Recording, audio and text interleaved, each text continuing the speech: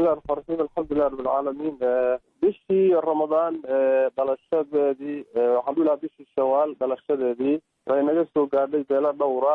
gaarisa laba meelood oo kamid ah beela ilaa Kafara oo gaarisa kamid ah Xagardeer oo sidoo kale gaarisa kamid ah ilaa saddex meelood oo kamid ah Mandheera oo kamid tahay Tuulo Garsay la yiraahdo meelahaas oo dhan bay naga soo gaadhoon ka xaqiijinay bisha arageeda. waa tahay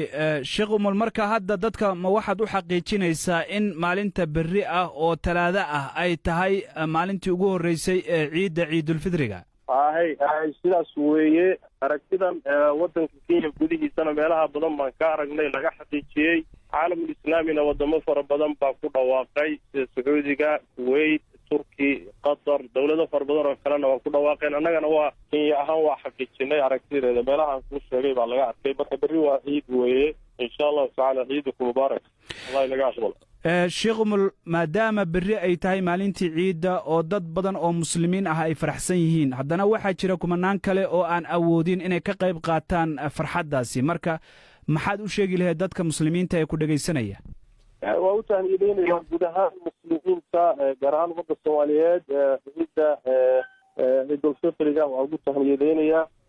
waxaan leeyahay ilaahay tabaaraka wa tacaala cibaadadka Allah inaga aqbalo muxuu ahaayey nabad iyo caafimaad iyo midnimo iyo khayrna ilaahay tabaaraka wa tacaala hayna siiyo aadna waa idin salaamaya. Assalaamu calaykum waraxmatullaah.